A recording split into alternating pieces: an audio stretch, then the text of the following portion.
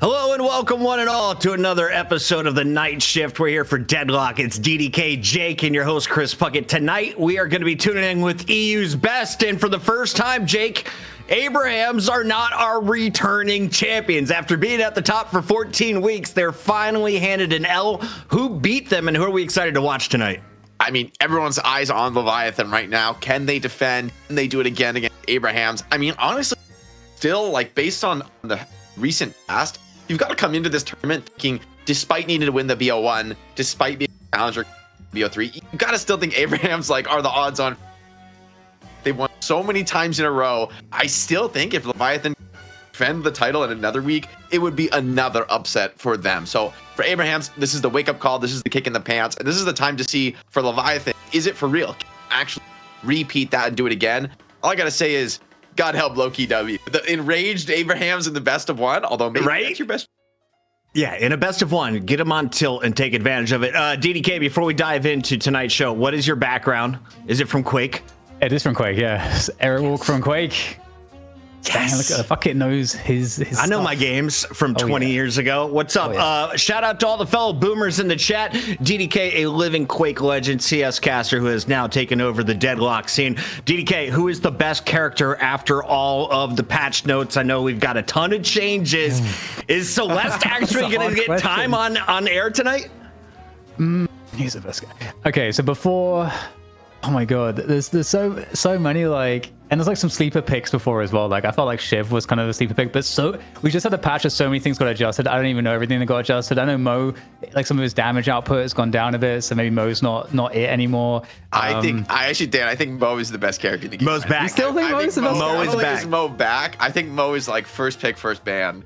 I think Mo is turbo broken right now. Even after the patch today? The ulti legit solos people. Maybe the patch today, that's the question. Maybe They dropped it by it's 20 damage a second. But when if you get kitted on Mo, you get your ulti deals like 400 DPS. It's obscene. I mean, so like you have one guy helping you get that kill. I think people underestimate how important that DPS is when when Mo is catching somebody, it's like you barely have the follow-up to get the kill. Now you are in serious trouble if Mo's comboing you.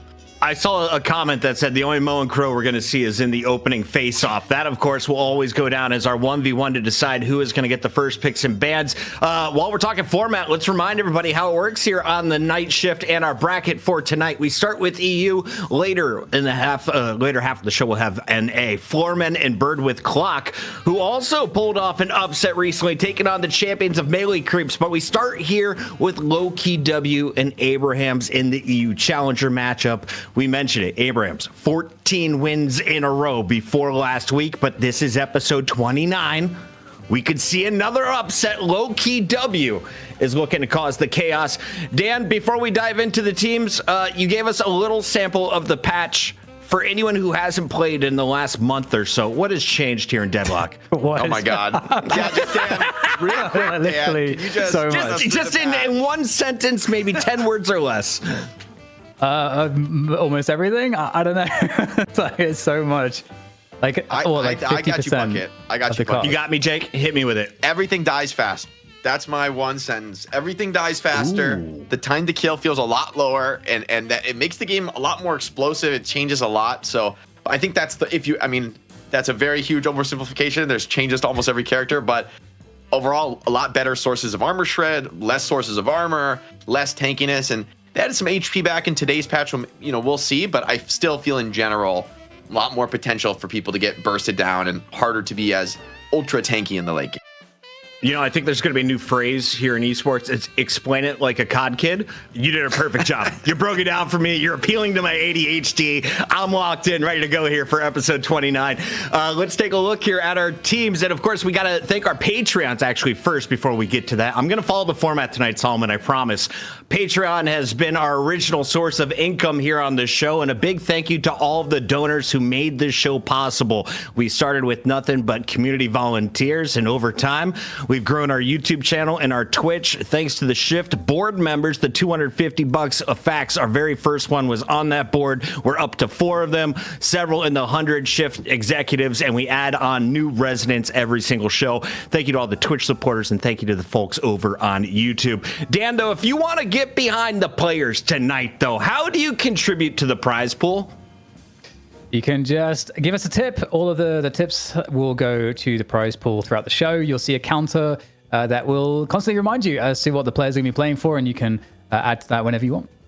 Exclamation donate in the chat. We keep it simple for you all. All right. Anything else we got to plug, Jake, before we dive into this baby? I think we're ready to get into the action, man. The teams, hopefully they're getting ready to go. Hopefully we have a Mo 1v1 to start us off with. Although we've got to, of course, talk about the teams themselves first. Yeah. Everybody knows the Abrahams, but let's remind you of who is going to be playing. It's Lowkey W taking on the Abrahams in the first round of EU. Here's a look at your first roster. This one, of course, the 14-time champion Sonya Sniper together. Saint, who has won, I believe, 9 MVP awards. Taz, your favorite Paradox. Hoot and Demov. With the new changes, Jake, who are you most excited to see flex off of maybe their normal character? Oh, it's so hard to tell. I mean, I'm just curious to see what people play. I feel like players like Hoot and Demov are always the ones I look to for their flexibility. I think they're going to be the players who kind of show which way the wind is blowing in the patch, because you know, Sonya is going to be on a carry. Together's going to be on a frontliner. Saint support and Taz initiator. But Demov and Hoot, they can play the more scaling heroes. They can play frontliners. They can play these like high flying spirit characters. So they're going to be, I think, a bit of a bellwether about what's strong right now. What do they feel like has the most unique potential in this patch? And I think those are the kind of heroes Demov and Hoot are going to be piloting. DDK for Saint, we always talk about his support. We see him on Kelvin here in the picture. We've seen him on Paige. Is there a third support you expect to maybe get into play, or is it really just those two characters? I like his Rem. His Rem was feared and banned often, and we saw it from him quite recently as well. So that's another pick that he goes to, yeah. There we go. Thank you to Sushi Enjoyer for the Prime sub reminder. Amazon gives us the money. If you have Prime, you have a free Prime sub over on twitch.tv. Drop it on us, and we will bring you the best Deadlock action every single Wednesday. It's a promise. Let's take a look here at the opponents for the Abrahams in the opening round. It's Lowkey W, and I see Listic, Obi Kim, Empty Dreams. Is this the right graphic? Are these guys going to be facing off tonight here, Jake? I mean, there's a lot of experienced players on this team, but nonetheless, they've still like had some roster shuffles as of late. It's a little bit of a different look, so they're definitely the underdogs here, but there is always that puncher's chance, especially after like a groundbreaking patch like we just had. I mean, arguably this individual patch probably changed the game more than maybe the 6 new heroes that we just got pretty recently. I mean, it's pretty close in terms of just strategically what's changed. So for Abrahams, all that advantage and experience they built up, yes, there's still going to be a lot of value there, but the specifics about what strategy to play, I mean, if you have a better read on the meta, that could be a bigger advantage today. So Lowkey W, arguably for these players, this might be the best chance they've had yet to take down the Titans of Abraham. I remember when I was working in Cosmetical first got added to this roster, there was a lot of hype to watch that player. Is there someone on this team that you're more excited to watch than the others, DDK? I'm always a big Empty Dreams fan personally, because every time I guess I first started seeing him playing really well on Pocket, and just seeing like an iconic Pocket play is always really fun. I think Pocket is going to be more valuable. Honestly, I don't know what my read is like of the meta right now, but I think Pocket will be more valuable. So I'm really hoping we get to see that from Empty Dreams and just some good playmaking choices from him. If there's anyone in chat who wants a job at our lead of merch, I need a iconic Pocket play t-shirt. We're going to be jumping into this first matchup here. First, we have a Mo 1v1. Walk me through this 1v1. Why is it so important, Jake? Why do we do it here on the night shift? All right, look, to be honest, it's a little bit for the memes. I mean, it gives you that pick priority, deciding whether to be first or second pick. But to be honest, right now, with all the shakeups, who knows whether first or second pick is even better. You know, they're arguably pretty balanced in general. And so I think especially in a chaotic patch like this, like, you know, all the different heroes that people are saying are OP, it's going to be really up to these players, like whether they even want to be first or second, like who knows. But you get to at least score some style points, you know, swag out on the Mo, and just, you know, put the other opposition on notice that you will win the burger boxes that may take place in that first lane fight. It's our Challengers 1v1, and it's underway. DDK, give us a play-by-play. Well, he's turning him around and he's just beating him from behind. I don't know, Pocket, but that does not look like it's comfortable. And who is who, actually? I can't read it. Dude, my eyesight is not good enough. I can't read it. I don't know who's winning. Sometimes we take notes of who's about to play. Oh, yeah.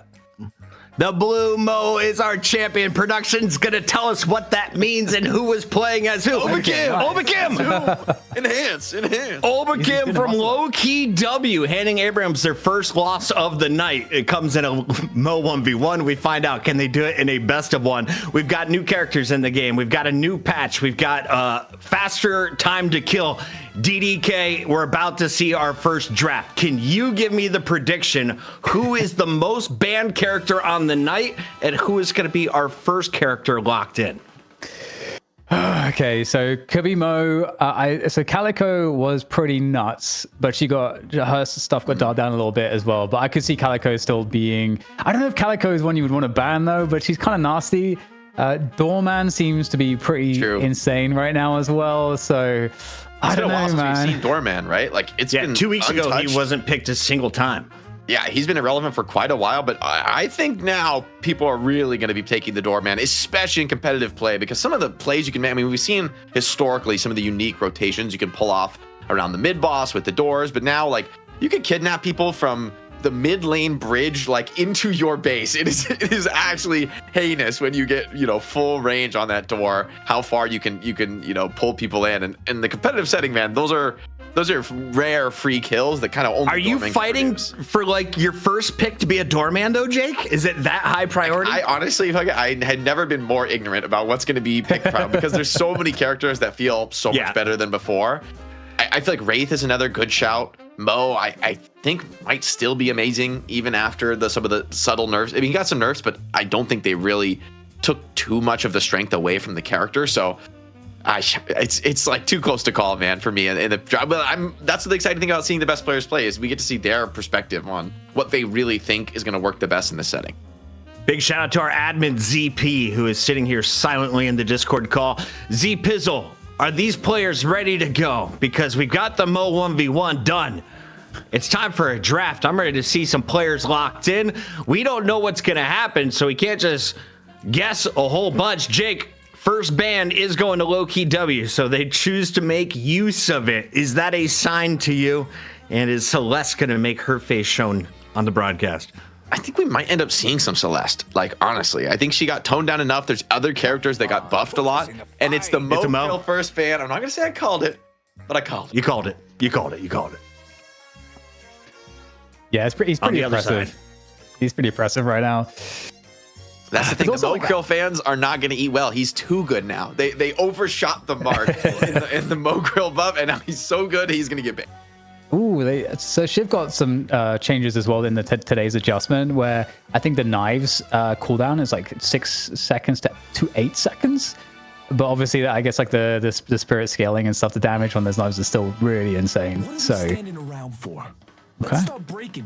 Billy tried a true classic, still a premium frontliner, especially with some of the others not feeling as potent. Is Ivy really that good, or is chat trolling me right now? Because Billy is our first character locked in. Do you see an Ivy for Abrahams? I think Ivy got a lot better, right? Silver. Yeah. I think so frontline battle. When you max her Ivy's like link, it actually just lasts forever.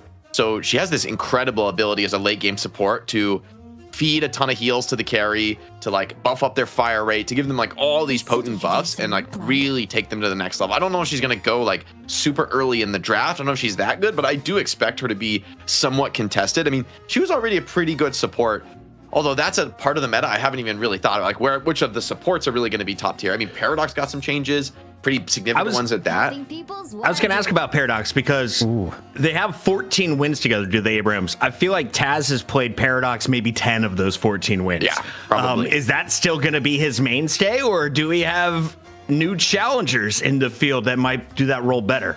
I mean, that's a tough question, Puckett. For now, it seems like they're not super priming it, which suggests maybe Paradox had such a big lead in the last patch over the other initiators. You really wanted her first. And then if you get a Bebop or a Holiday, you're like, it's okay, but it's not what you wanted. But now the fact that it hasn't gone in the first 3 for Lowkey W, we'll see if Abrahams grabs it now, but I suspect those initiators are going to fall down the pick order, and Abrahams go for a Kelvin here. Interesting choice. I actually kind of like this response to Wraith because there's no way for her to get out of the Kelvin Dome, and maybe that's something that in the late game kind of lock her down, keep her inside, that she can't blink away. Meg says silver first pick is crazy. DDK, whose draft do you like better so far? I kind of like the draft that has Wraith on it. I think Wraith is still good. She did get tuned down a little bit, but I think she's still kind of nuts.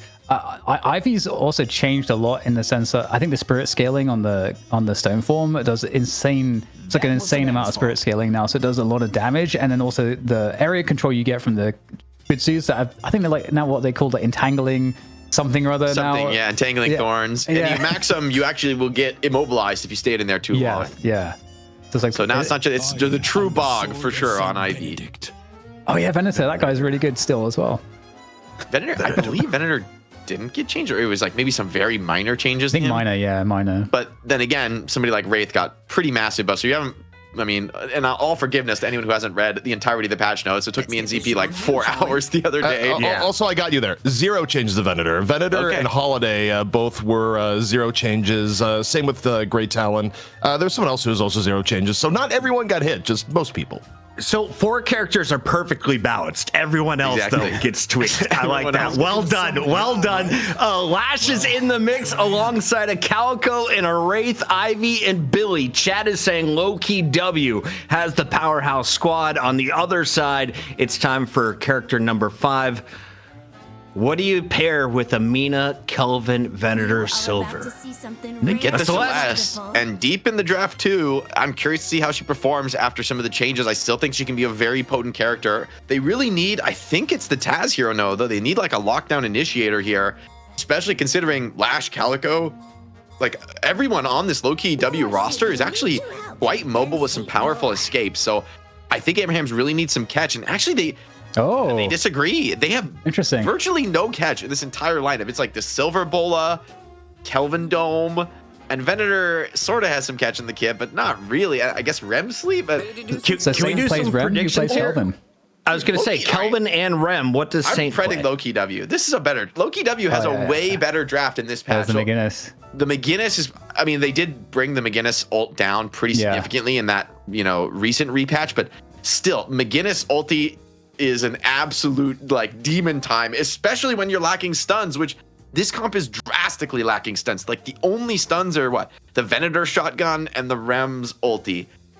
That's like very light into a highly mobile cast into a McGinnis who's going to be ulting on you. Like I think Lowkey W's draft is way more like of the moment of the patch. And Abraham's, last week I would have said this is an insane draft. They got tier 1s, but I'm a little worried for them. I feel like they went a little too comfort pick, and maybe Lowkey W could snatch this one away by having the better read on the patch. Chat, let us know which team do you like better. Lowy says, I like TDK. He got that Quake background. Now that's my GOAT. Jake, we've got the teams locked in. You said you like Lowkey W better. In COD speak, why is it a better squad? Man, she's got like the AC 130 in her backpack, man. Like that's all you gotta know. The ultimate, got it. The heavy barrage, it's way broken. It's way broken. If you don't stun her or like run the hell away, you will die. This probably one of the highest DPS skills in the game, and almost impossible to avoid. DDK, in Counter-Strike terms, explain what I'm seeing here from the Abrahams. Explain Kelvin in Counter-Strike terms. They lost the first rounds. They forced bought the second round. They didn't get the bomb down on T side. You got like hero AK, but the rest are rocking Tech 9s, Okay. So we're getting scrappy. Is hero but maybe we could like power through with just raw talent, is what you're telling me, DDK. Yeah, man, the right opening, maybe steal some guns, be fine. But yeah, it's kind of these are really weird lineups. Like just putting them against each other, just like again the double support and like Rem and Kelvin just makes me wonder like who is playing Kelvin, because I imagine Saint would play Rem. So that's kind of curious. Maybe they've got a read on how to play Kelvin. That's interesting. Or like there's builds that might be particularly fun there. I don't know, but like the Lowkey W roster to me looks like way better. Big shout out to all of our new residents. Thank you to all the new Twitch subscribers. Thank you for the support on the channel. We are now up over 3,500 viewers, and we haven't even started game 1. A new patch just got dropped. You're about to see the best players on the planet showcase the best characters on the planet here in Deadlock. Jake, how long before we see $1 million tournament for Deadlock? 6 months? 1 year? And do you think we get to work? I'm putting up $1 million. No, I'm just kidding. I have no idea. I don't have $1 million to put on the Deadlock tournament. Sorry, guys, but I'm looking forward to it. Hopefully sooner rather than later. It's just exciting, though, having all these sick new changes coming to Deadlock. Like, I feel like we gotta appreciate, like, I mean, a huge patch like this, of course, there's going to be things that are imbalanced and, like, that need to get tweaked, but we already got a big tweak patch, arguably like 2 days ago, and one more today. So I feel like just exciting that so many new things coming to the game right now. Everything feels fresh and new, and I'm also really happy that the devs are like keeping us on our toes, constantly giving us something new to play with. And I think this Lowkey W draft is very much in that new school. Some of these characters got toned down in today's patch. Question is, will they still be able to reign supreme over what looks like a very strong draft from previous metas? Also, to someone's point, like, what the hell is Kelvin gonna do? Because if it's got to be Rem support. Real quick, we have AVG chiming in. Okay, guys, Lowkey W draft won the game. No anti-heal into Kelvin Celeste, who stat pad 100k healing every game. Interesting. That's true. There's no raw anti-heal in the draft. I feel like you could itemize the anti-heal though. No, like, it's not the end of the world. Get a spirit burn on Lash at some point. Get some heal banes in here. We'll have to see though. It all goes down on the cursed apple. The draft, it sets you up, but you gotta show that you can hang. Honestly, frankly, with a team like Abraham's, they've even had weird drafts in the past and been able to pull out wins. So maybe I shouldn't be doubting them so quickly. A team that's won this many times in a row, they may have more tricks in their bag than I'm giving them credit for. They've won 14 of 15, DDK. They've been on fire outside of one slip up last week. Do you truly think they lost the draft? Because chat's saying that Jake's high over here. They're like, this guy doesn't know shit about shit. I think Jake's right about, like, you can't really count out Abraham's. But the thing is, like, all the teams are vulnerable right now because there's so many changes that we don't, like, no one truly knows what's amazing just yet. I mean, you got some sense as to, like, some stuff that, okay, yeah, this is kind of good or a bit broken, but, like, it goes so much deeper than that because it comes down to the application, it comes down to the builds, the timings of how you know, the power spikes and all the rest of it. So, like, and now in the game there's so many options because, you know, back when we started doing these broadcasts, we didn't have half the heroes that we have now. So there's so many options available. So it's going to be a banger. Ladies and gentlemen, after the recent patch, we've got some new characters and a whole lot new balance coming your way. Will we have the same support from Saint? Does he play Kelvin or is he rocking the Rem? It's Abraham's taking on Lowkey W on the mic to open up your EU Challengers matchup. It's DDK with Jake the Snake. They call him that for what's in his pants. DDK, all yours. Cool. Take it away, Dan. Take it away, please, please. Well, I mean, yeah, Jake, there's a lot of stuff going on in this matchup. This is, I think, one of the craziest kind of comps or comp battles that I feel like I've seen recently, where I'm like, I just really don't know how this is going to play out. It's Abraham's, and I love that it's Abraham's that have the weirder, what I think is kind of a weirder draft, because obviously the players are so good, and they do have good picks in there. You know, Mina isn't maybe quite as S-tier as she was before, but she's still really, really strong. Venator was still, like, very strong as well, and Silva's still in a good place also. So it's not as though they have weak heroes. It's just about if they're as meta or not in terms of how abusable they are. Dimov is on Rem. We need to see what he's cooking. This is all right. Everything is completely thrown off now. I thought, like, we've seen like a farming carry Kelvin in the past, so I thought maybe that's the way they'll go with the roster. I don't think I've ever seen a Rem in competitive play being played to, like, farm and scale, but it's Dimov, so you feel like it has to be Saints on Kelvin. I mean, it's just should be straightforward Kelvin support. But what the heck is going to be going on with Rem now? Like, has Dimov found something for this patch? I haven't even seen Rem a lot in pubs. Like, it's played a little, but hasn't felt especially strong to me. So, I mean, Dimov might have something sneaky up his sleeve, build-wise, strat-wise, to maybe blow this one wide open. Also, Taz on the Celeste. It's exciting, actually, to see Taz, because he's been in Paradox jail for a long time, and for good reason. He's one of the best in the world, if not the best, on that character. But Celeste is a wildly different hero, and one that really is going to let Taz spread his wings. I mean, almost literally, based on how that character plays. Jake, just a quick reminder, you can hit !donate to increase the prize pool for these players. If you're enjoying the games, simply donate, and the winner will walk away with the lion's share. Also, I apologize for inferring that you have a reptile in your pants. Back to you. I'm a big fan of reptiles. You know, I think they're very cute creatures. So I you know, I'm not going to take offense at that assumption. All right. Well, let's like figure out these lanes, Jake, because we've got the setups now. Anything jumping out to you in terms of what looks cool? Ballistic on the McGinnis is a pretty interesting one. Gonna be curious to see how he approaches the character. I think he's always looked like, you know, in his recent appearances on Lowkey W, has looked like one of the best players on the team, like has brought back some crazy fights and scenarios, but usually he's playing, you know, signature heroes like the Yamato or, you know, maybe the Abrams or the Shiv. And so the McGinnis is a pretty big departure from that. Billy taking an absolute beating here, though, in the side lane. Rem Venator does strike me as a pretty scary potential lane, right? A lot of sustain for Venator to really get aggro and take risks, go for those big shotgun stuns, and could be a hard hero for Billy to run up on since he has so many ways to kind of fall back and disengage.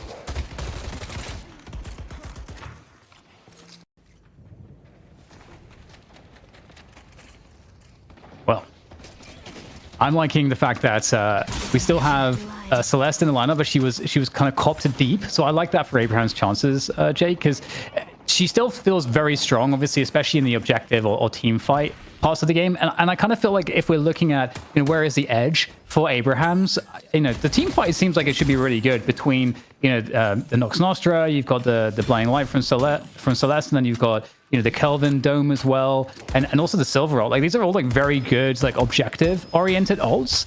So that gives me more hope as well for Abraham's that they're not getting too heavily outdrafted. Yeah, definitely. And honestly, that's kind of where they cut their teeth, right, as a team, is even when you put them in a scenario where they're down souls, which frankly is rare, when they find themselves there, they're, I think, one of the best teams in the world at playing from that difficult scenario and finding kills in that hard spot. So they've got the tools to do that. You can't count them out. And a BO1, that's a great way to start. Speaking of not a great way to start, though, it's Hoot getting parried there in the side lane. Billy's going to go in for the all-in dive. Really wants to get this kill. It's worth a lot of souls at this point in the game. He's willing to even go close to the Walker. And Hoot, named Tofu in-game, but don't be baited. Does take a tough death there on a lane that, and the opening looked really nice for them. So a big parry from Lash and Billy to get that one going on their terms. Well, I've got to say, you know, something else that I'm really hyped to see, like you said, is how Demoff is going to play this Rem. I'm wondering if you have any predictions. You know, is there anything that you think that we might see? Like, I doubt we're going to see like a non-supporty Rem. I feel like when people play non-support Rem in my games, it's just like troll. Yeah, I mean, I think my thought is that maybe you still play support, but you really think about a lot of these ganking spirit items were buffed in the patch, right? Like pretty much all of them, right? Slowing Hex, Knockdown. Maybe there's like, maybe Knockdown didn't get buffed, but I know quite a few of the ganking spirit items got buffed.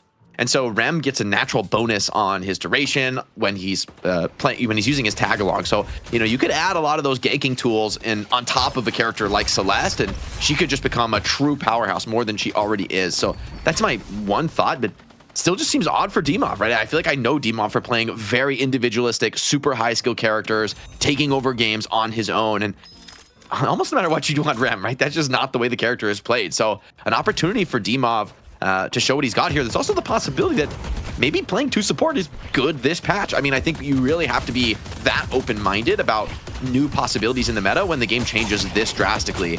But this result, I think, is going to maybe be pretty big in people's minds about whether that's really true. All right, well, another focus as well, I think, is definitely this McGinnis. I personally used to play quite a bit of McGinnis, but I haven't since this new like super ult McGinnis has come online. It has been terrorizing me in a lot of the matchmaking games I'm playing, where I'm like, how am I dying instantly from this? I still don't really understand, but I know it's been tuned down a little bit. But are you kind of expecting to see it be kind of the main or kind of like centerpiece of pacing or tempo from, you know, basically being able to force objectives? Yeah, I think so. I mean, I think it's a very powerful tool. I also like this Ivy McGinnis lane in mid. It's not what we typically see in mid, right? Heroes who want to roam, who want to go to grab the runes and gank side lanes. But I think this is kind of the opposite from these mid laners. Like, they just want to defend this tower forever, never let it go down. And if you ever leave against Ivy McGinnis, you are going to be losing your tower very, very quickly. Although, up to this point, I mean, Celeste has been pretty dominant. It's like, and they're being able to roam and grab boxes, so they're getting a network lead on the mid lane, but not a massive one for Abrahams. Ooh, focusing on Empty Dreams here. Put some emphasis on him earlier in the show too. It's cool that he's playing the Wraith, but there you go. There's that Kelvin Dome, you know, coming into hand, unable to escape for a quick kill. That's always nice. And you know, speaking of some of the objective play, I'm also reminded that to get a quick lash shot coming on through as well. So Lowkey W getting really active here. Off of the power spike of just bringing online some of these ults, and they're going pretty deep for this kill. And how is he alive? The movement from Hoot, the zip jump off, and the shotgun into the wall. He goes for the turn now. Barely gets the kill on Cosmetical. Wow. All right, that was a tour de force from Hoot skill-wise. Insane movement to even get around that corner. If he gets that kill without dying, that is like a mental boom for Cosmetical. And honestly, like, I think anyone would mental boom with that. I mean, he was styling on him with the movement, slipped around the corner, and then just turns around with a vengeance on that corner, showing turning those tight angles against Venator is really tough. Yeah. He's nasty. The gut shot really is so powerful and sometimes easy to underestimate. But yeah, Hoot's always one to watch. And there you go. You see some of that tower pressure mid doing already quite a lot of damage. The mid towers are almost already at half HP. So Abrahams will need to reassist that. And there's actually 3 players from the Lowkey W side in mid right now trying to fight. It's like actually a pretty difficult situation. It looks like Rake is getting caught here on the lash. So Listic and Rake being forced back from mid. But ooh, the Ivy escape, is it enough? Oh, not quite. Sonya snags that kill. Very aggressive Spirit Sap being built, early item for Mina. So she's got a lot of potential to nuke targets. And despite the defensive power of the McGinnis Ivy lane, bit of tower pressure coming in. It's going to get down to around half from this push. Mina also snags the camp. She does have the Sanguine Retreat. She's going to go in for a little bit of damage, but she's actually, hey, turning this one around. Taz is here too, backing it up. And Mina, despite being full Spirit, is kind of getting in there and brawling. The sustain from McGinnis, though, is getting a little scary. Both Taz and Sonya want to fall back in this spot. That's the thing about McGinnis, right? She's kind of happy to take these trades with the efficient healing in her kit. Spirits have used now to take away some of Lash's spirit power and maybe ensure she can get this escape. But at 8 minutes, there's a lot to fight for with the Sinner spawning. yeah, you could imagine Demov is going to be on those with the Rem. We haven't looked at his build yet. Maybe we can have a look at that later on.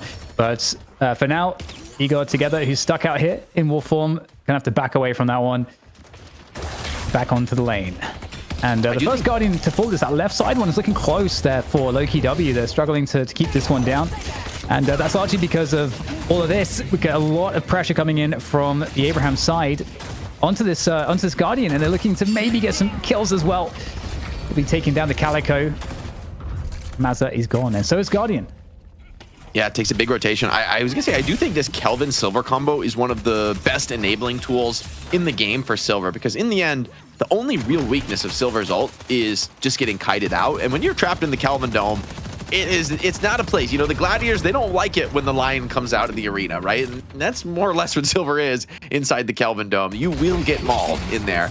Abrahams has built up a 2K solely here. Nothing really to write home about, but definitely getting out of this early game pretty comfortably from their perspective. And this is a pretty straightforward build supporting for Demon right now. So is this double support meta that we're starting to see here, Dan?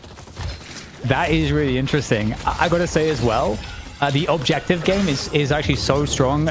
Well, you've got Celeste as well that has the best movement for those earn runs, and well, we can see it doesn't matter if if you got two supports, if Hoot is going to get really buff on Venator as well. The damage output is pretty absurd. Ooh, forcing out the parry there, so surely a stake is available for Hoot, although the parry is back on off cooldown now and looking to turn the fight around here. Lowkey W pushing Hoot all the way back, but again, Demoth right there to give him the support there, healing back up. So it's definitely impressive. Both the Rem and the Kelvin definitely is going to be impressive this game. Yeah, there's just a lot of pressure on the side lanes, and rather than trying to take the mid, as we've seen traditionally, it's been exactly the opposite. Obakim gets parried, absolutely gapped there by Together, who's hunting for more, even without the Lycan Curse, is just fully fearless.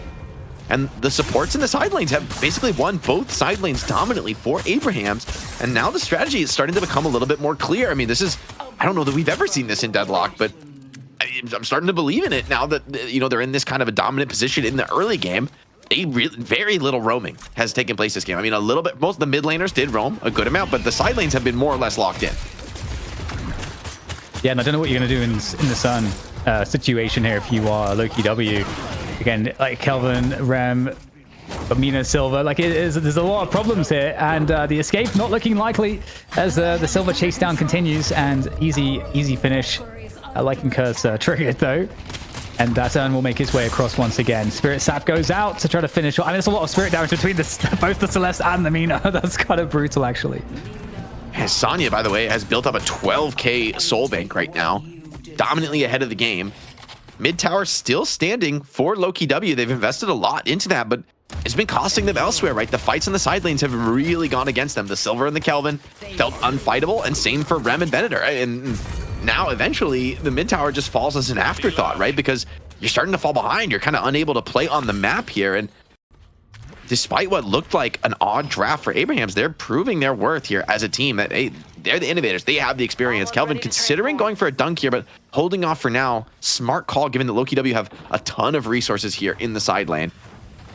And it looks like they're just going to go try and push this left side walker instead of committing for the urn dunk. So Obakim really needs to find something here and snatch the urn maybe out of the defender's hands. Or they're just going to be losing a walker for free on the left side. Yeah, pretty brutal, and once again, just like threatening this urn consistently. And it has drawn the response from Lowkey W. They're trying to balance out the numbers as best they can. Looking to go in here now to get some of these kills, convert onto the Silver. Is she able to get into Lycan Curse in time? That's the question. As now comes the Chain Gang to try to force the fight, force the issue, try to hit, like, I mean, this is the Burger Box right in here. I can't see anything, Jake. What the hell's going on? That's the Thunderdome. Billy versus the world, and the world wins. Could be a dunk to be had here, but by the way, left side walker was taken there. Empty Dreams couldn't defend it in the 1v2. Now Together, Silver completely zoning the rest of the team away. Ivy is grabbing there. No, Kelvin's there to match it. So both supports tussling over that objective, but Obakim is deep in enemy territory.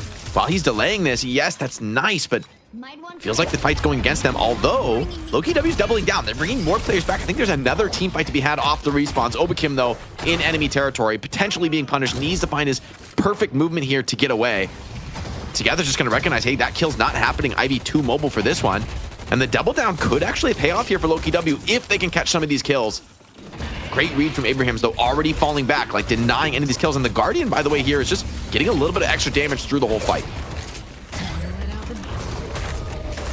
Hey, Lycan form coming in again. It's always going to be a problem.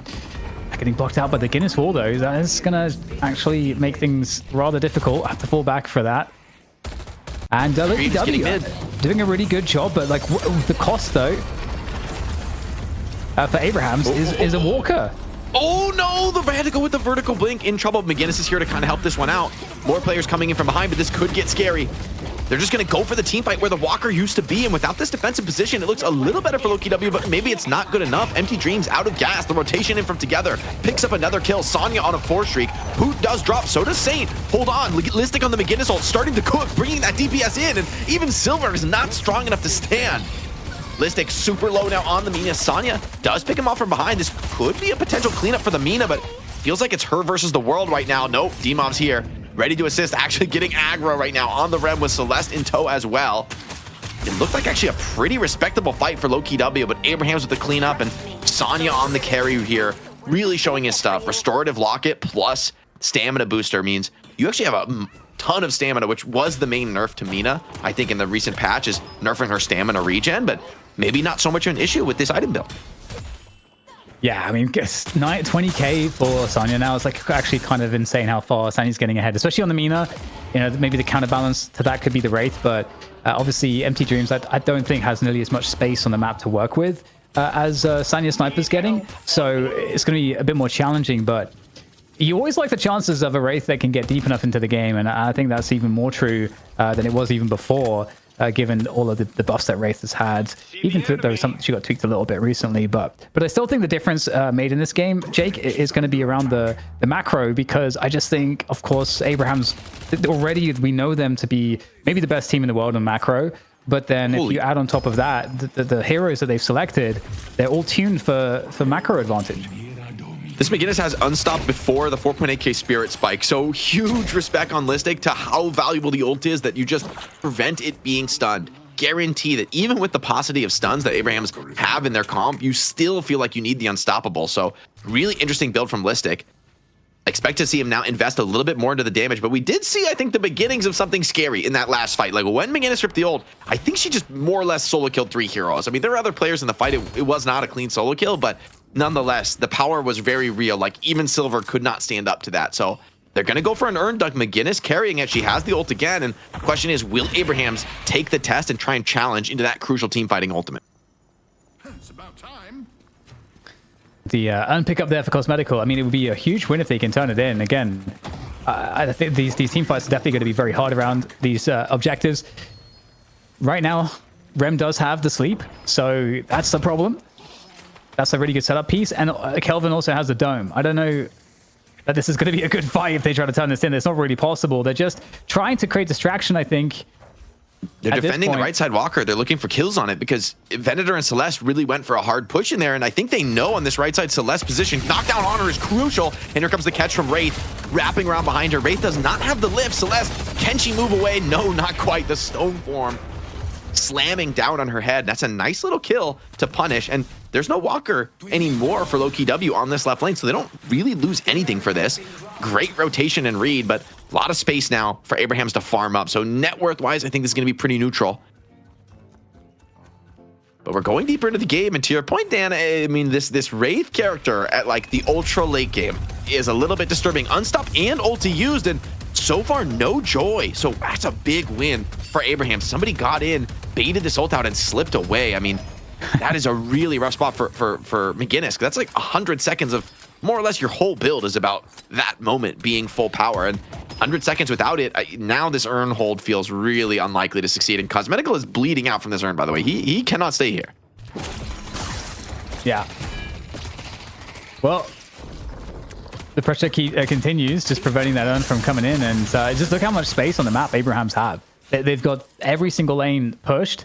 And they can fall back onto a lot of the value that's just sitting in these like creep camps around the map too. So that's part of that macro advantage that we're talking about, and especially with the Rem who can just like push lanes with the helpers and then just like leave. There's just so much. There's so many ways I think that Abrahams can also engineer these player advantages in some of these fights. But once again, the Urn is threatening that maybe they could be thinking about a turn-in, but there's going to be a new Urn in about 2 minutes, and I think that it's more likely that the Urn respawns than this one gets turned in at this point. Yeah, I think at this point, it's a game of keep away here for Lowkey W. Solely 5,000 right now for Abraham, so something, but nothing massive, and especially if Wraith is here, McGinnis ult is online, like there's not going to be any kind of damage issues for Lowkey W. So Abraham's wisely still giving them respect, looking to play around those Urn and buff timings. But a minute 30 here where mostly it's just jungle camps as the key objectives on the map. So both teams playing it slow. Fly being used by Ivy. Is she going to step up here? Just drop it on the Mina. Oh, wait, big lift on Celeste. They're going to actually double down for this kill. Looks like hit with a capacitor. Celeste unable to use stamina. Takes massive damage. Cosmetical just cleans up that kill. That's a great opener to find because without Taz, some of your AoE damage in that team fight is going to be a bit lacking.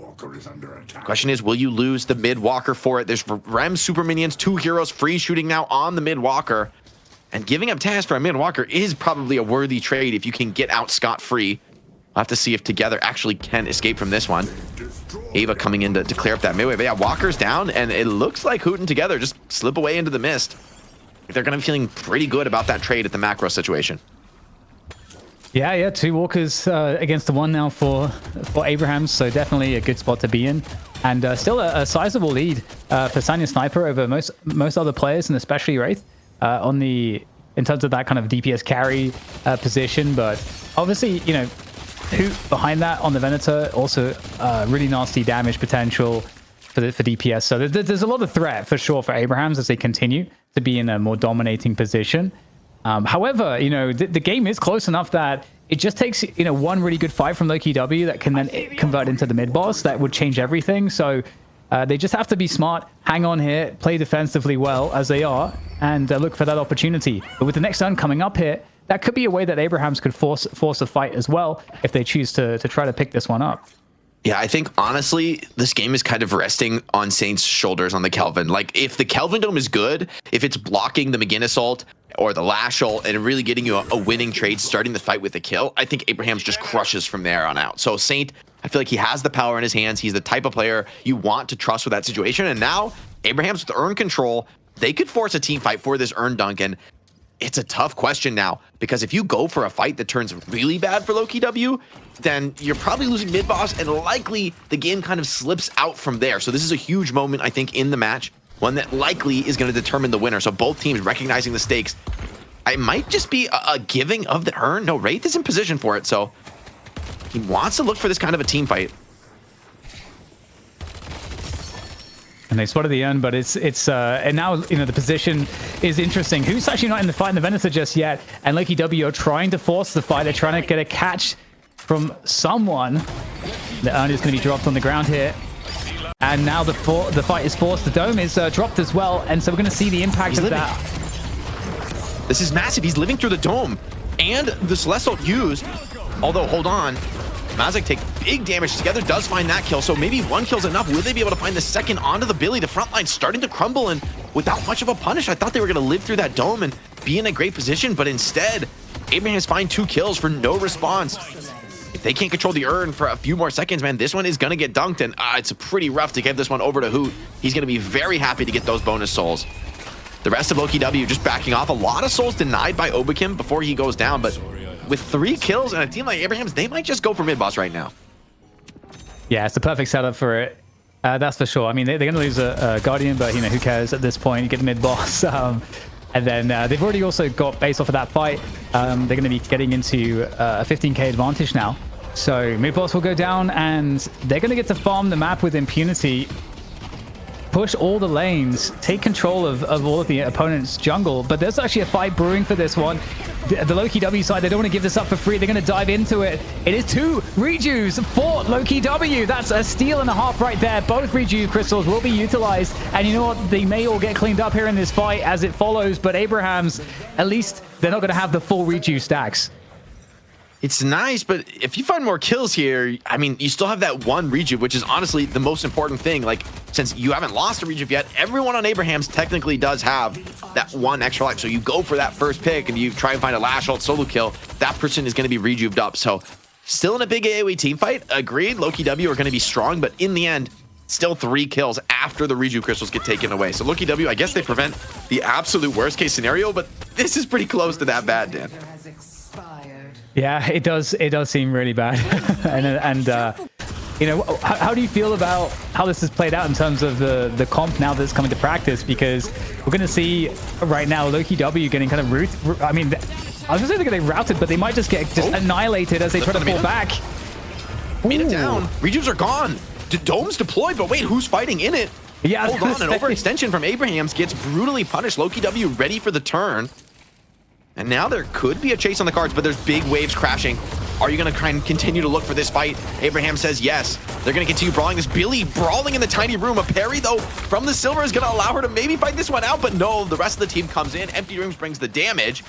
And Cosmetica with a great read turns that one around. They do lose the left set of base Guardians for taking that fight, but that's a massive win for Lowkey W.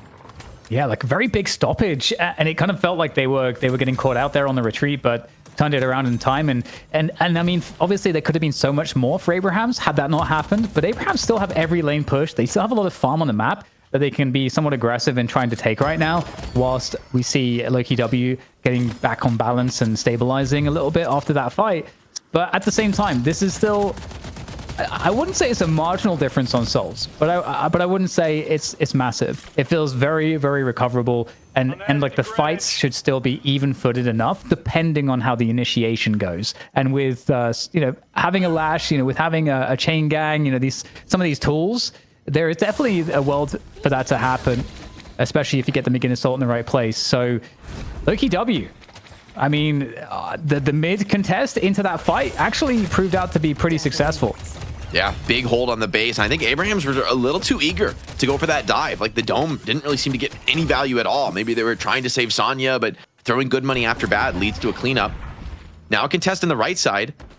And there's a couple players from Abrahams who are not here. I think it's his comeback earned, so this would be an ideal spot for Lowkey to fight.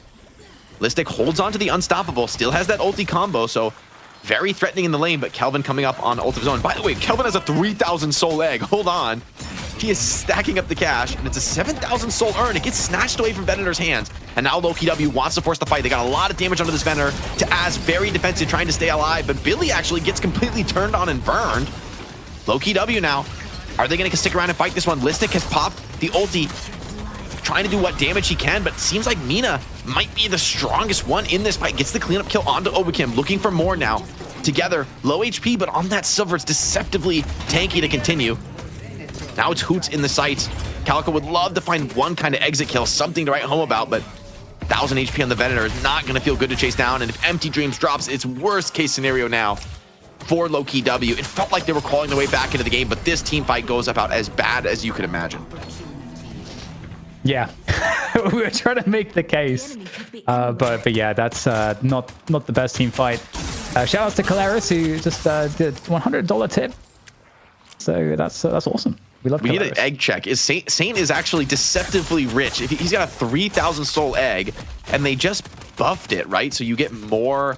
He's gonna get like, what is that? Like 20 passive buffs when he pops that. That's kind of scary that he's still holding on to it this deep in the game on the Kelvin. I mean, it is interesting again in that most recent patch, right? The one today, and that item. It was kind of a meme when they first dropped it, and they keep bumping it, and it's been like 2 days. It might be better than people give it credit for, especially on support. Can we give a bonus shout out? I know you already called out Caleris real quick for the $100 tip. His Hype podcast is killing it. If you guys are into Deadlock, check out Caleris' podcast. He's going to drop a link in the chat. Our mods will not ban him for it. Back to you, Dan. Yeah, Jake, it reminds me of the thing you were saying before. You know, are we in a double support meta? And obviously the egg actually makes a lot of sense, obviously, for support. And so if it is good enough, then that might be also another way that you get the value that kind of makes that, allows us to shift into a world where it makes sense to go double support. But at the same time, how good are all of the supports as well? So, I mean, he did pop it for the refresher. So, I mean, I was talking about earlier, like how crucial the dome is, and to have a second one to let you have like a room for error as far as the way that ultimate goes in the start of a team fight. Really an enviable position. By the way, super minions from Rem going to be crashing on the Lowkey base as they chase up mid looking for kills. Mina in from behind does get chained, but it looks like no, she just barely made it into that single retreat before. Turning with the silence now, getting some buffs up with the shield, and it's full time for the chase down. Abrahams absolutely slamming down on the W keys, hunting, looking for any kind of kill they can get their hands on. Lowkey running for the hills. Listic turning, giving what damage he can. But the Kelvin Dome, it's just too much to fight through. Billy versus the world. Team gets like 6 parries off in there, but it just doesn't matter. Man, this is rough. This is very rough.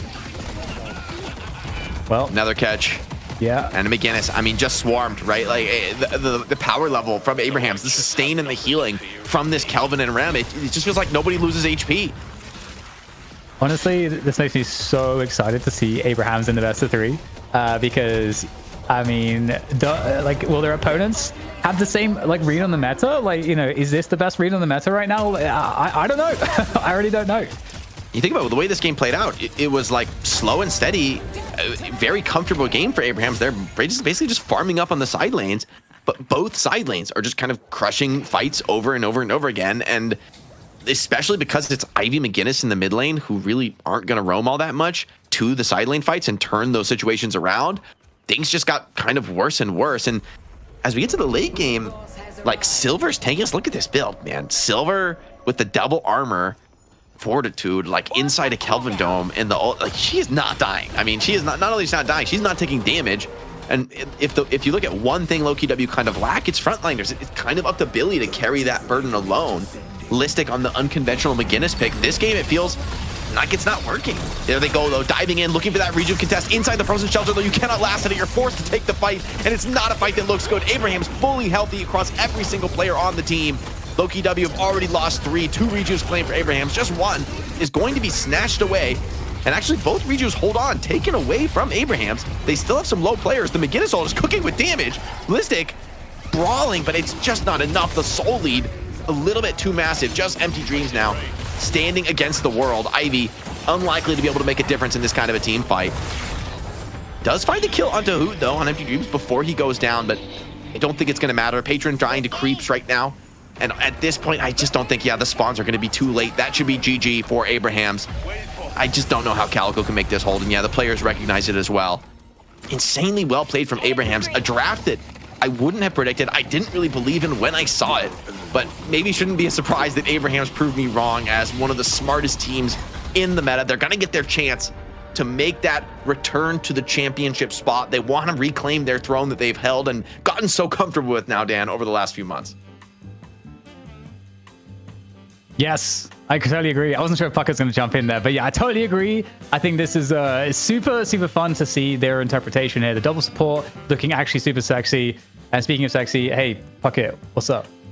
Thank you, DDK. I was waiting my turn. Abraham's walking away with the first W, and Lowkey W does not get the better draft. What's the final answer, chat? We got to talk about this because this was the first look at the new meta. DDK, what did you learn in this 32-minute game? Kelvin's pretty legit, and double support probably a thing. Jake, do we expect a lot more domes, or are they getting banned out? I think it's, especially with the silver, I think people are going to maybe have more respect for that combo going forward.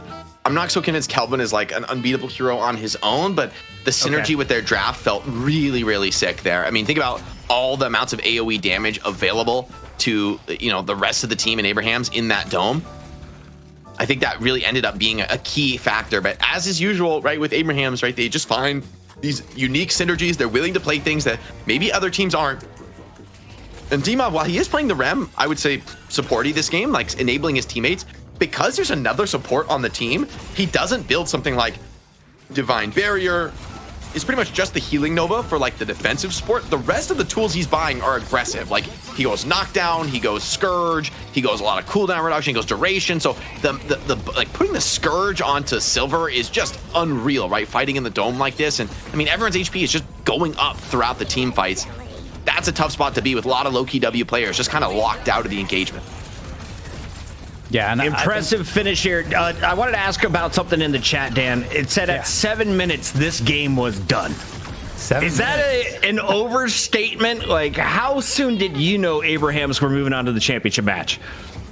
I don't think I saw it as soon as then, but I could see how you could maybe think that. Just I think based on something that Jake highlighted in terms of how he felt like the approach made sense from Abraham's, where they really dominated both of the side lanes really heavily. And given that they have such a strong macro lineup, and in general Abraham's are the best team, I still feel like they're the best team. Obviously they have the most wins. It's hard to see at that point with that much control and that good of a start for them to let go. So I can see why. Virtus Pro was the original kings of the EU. Now it's Abraham's as they make a return to the championship match. They won 14 of the last 15. Now they make it 16 appearances in a row, taking on the Viper Kings. Leviathan causing the upset. And Defao in chat said, what the hell? Why is Abraham's in the challenger match? Jake, can you walk us through what happened last time? They got smoked. They got smoked, Puckett. There's no other way to put it, man. I mean, it was a close series. I'm kind of trolling to say they got smoked, but in the end, they finally lost. Yeah, they were convincing wins for Leviathan. Like it wasn't like Abraham's had some egregious throw and oh my god, they should have for sure won the series and they barely tossed away. No, Leviathan earned those wins. Like Sai had huge games on the Mo and Krill on the Haze to put up a real performance against the Abraham. So honestly, I just think you got to give a lot of respect to Leviathan for the improvement they made to really like week in, week out. They took a lot of L's to Abraham's, but they kept grinding. They kept a pretty consistent roster, brought in a couple players that really seemed to click recently, along with the addition of a new coach in Saf. And so just a perfect storm for them. However, I'm a little scared now. Abraham's has just shown in this first match, like they have adapted insanely quickly to the new patch. This is the double support comp. I truly don't think we've maybe ever seen that before. It's at least been a very long time. And so the fact that Abrahams are so quick to discover something like this and just make mincemeat of their opposition. Lowkey W had a couple decent fights, but honestly, late game, very comfortable for Abrahams, very controlled. The team fighting was very dialed. And so if I'm Leviathan, I'm sweating just a little bit. You really need to like take your learnings from this game, because if Abrahams can get their teeth sunk into this BO3, man, I feel like they're going to reclaim the throne. DDK and Jake, they need your MVP vote, so we might as well do it live. Are you going Sonya Sniper, who leads in total souls, together, who flexes over to the silver and drops the most kills? Or how about the assist from D-Mov on the Rem, despite the chat saying, please stop showing Rem on stream? I think for me, it's between Saint and Sanya. I probably would lean to Sanya. I actually felt like the Mina play was blinding, like from start to finish. It was superstar performance. Yeah, Sonya is just a beast on the Mina, man. It fits so well. Like the rest of the team in this draft builds this rock solid core. You come to fight them, they push you back. And then just when you realize, oh, this is not looking so good, we got to start running. Sonya is just all over you. 8-1 and 18, top player damage in the lobby. This is a monster carry performance from Sonya Sniper. And yeah, we had to give it to him. I mean, a very early rush on the E-Shift. E-Shift, an item that got buffed pretty substantially in this most recent patch. Just the cooldown is a lot lower than it was before, which makes a ton of sense for what Mina wants in the draft. But just a really, really well executed plays from Sonya this game. Like active in the early game, snowballed out of control. He just doesn't really get better than this from a carry perspective. Like he was not baiting the team and passive farming. He was there constantly throughout the fights and a key part of the success throughout the match. DDK, is the Mina back? Because we know Sonya can play so many different characters, but do we think she is going to be a mainstay in the current patch? Yeah, I think Mina has been really good. I think she even got tuned down very slightly, but I think she's still very, very strong. And her mobility and her skill ceiling is so insanely high. I think we saw some of the moments in the movement where you saw, just even though early on it's only spirit items and no HP pull, just with movement, we saw Sonya Sniper being able to brawl pretty heavily in a way that's very, very powerful and threatening early game, especially with the spirit spikes. So I think Mina provides something that's pretty unique in that respect. And players at this level, you're going to really see how good that can be on this hero. So I think we will see a lot more Mina. And Jake, in those highlights, we saw a lot of the Mina picking on Ivy. Is that just a lane issue, or is that a counter that we can expect in the future? I know everyone was thinking Ivy would be first or second. Mo and Crow was the first thing banned, but Ivy was the second pick for the team. Feels like you almost miss having the Mo and Crow there. You would kind of have rather had it for Lowkey W as something that could have stopped Sonya's reign of terror, right? I also want to give a shout out to Sonya's build. I really love the Resto Locket into the superior stamina, because that was the biggest nerf to Mina, is her stamina regen. At least in my opinion, her stamina regen is a lot lower. It's pretty terrible. You're really slow to get your stamina back, which in a game as movement heavy as Deadlock could be painful. But with superior stamina and the Resto Locket, you get a lot of stamina back throughout the fights and a lot of ability to kind of clutch your way out despite those changes. So just a great read from Sonya, finding the new way to play his old comfortable comfort pick and really putting a show on for us. So I think a lot of people thought, hey, maybe Mina was going to fall down the rankings and not be such a top tier hero, and Sonya has proven it wrong. DDK, across the watch parties, I saw us peak over 7,500 on twitch.tv. I got a lot of subs to thank, a lot of people to shout on the other side of the commercial break. But before we go, final thoughts on our EU Challenger matchup. What did you enjoy? I enjoyed the new looks from both teams. I enjoyed McGinnis losing. Yeah, I'll keep it that, because she's been terrorizing my games, man. McGinnis with the L, just like it used to be. Ladies and gentlemen, that is our EU Challengers in the book. Saint is going to be taking the stage with the rest of Abrahams in the grand final. That is on the other side of the break.